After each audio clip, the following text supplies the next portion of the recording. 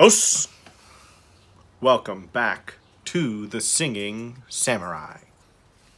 Today's question is very important. How do I find the right voice teacher? Stick around and find out.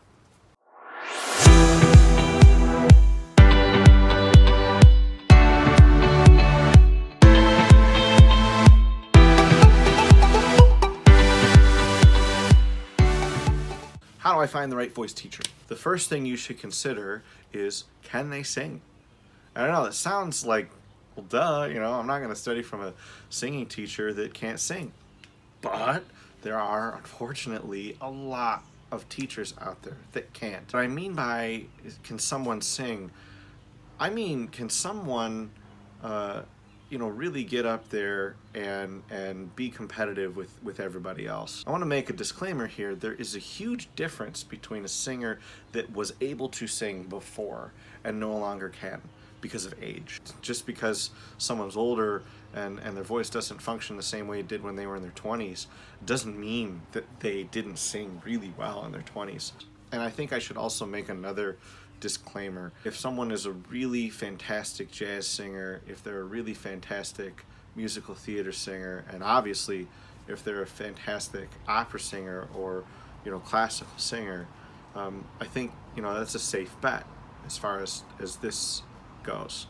If they're a great country singer or rock singer or R&B singer or pop singer, I am not as convinced. And the reason for this is that there is no formal method for teaching that, and a lot of those styles are focused on the sound more than the function of the voice. Most of those genres use a microphone, have a sound engineer, and they're mixing the crap out of it. Second box is, have they had a career?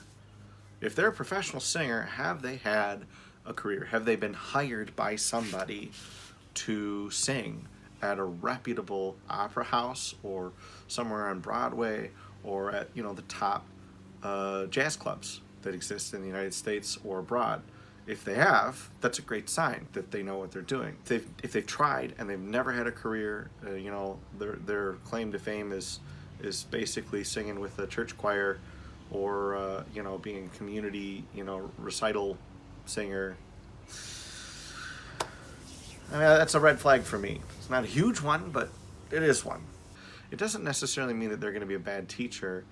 Some people, they pursue it all the way and they could have the career, and then they just decide, you know what, it's too much work, it's too hard, I don't want it. They want to have a family or they want to have a steady paycheck. There's nothing wrong with that. A lot of my friends chose that, and there's nothing wrong with that, And then lastly, and this is probably the most important thing, can their students sing? Can their students sing?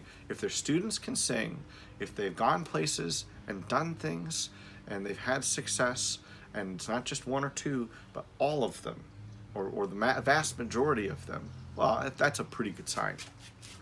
Most of the students in my studio in high school get cast in the high school musicals and in fairly significant roles and pretty consistently, year after year after year.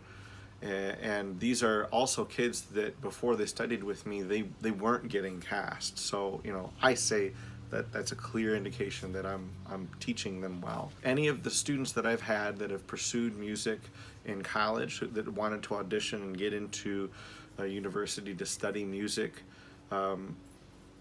they've all gotten in. And not only have they all gotten in, they've all gotten in with scholarship offers. I think the studio is sitting around, it's like over $500,000 in scholarship offers at this point. And I've had students at the college level have a great deal of success winning awards, getting cast in various performing opportunities and going off to grad school and just had a student got a full ride to grad school. I think that those things are things that you can easily, ask a teacher for, to measure their success. Can they sing? Have they had a career? And are their students successful? And in those very concrete ways. Os! Please don't forget, click like, click share, subscribe to the channel for more content. don't miss out.